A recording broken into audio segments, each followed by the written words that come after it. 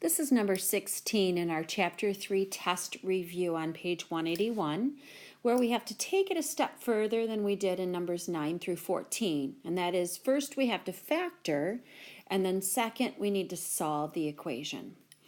To factor, what we have to have first is that it equals 0. So we're going to subtract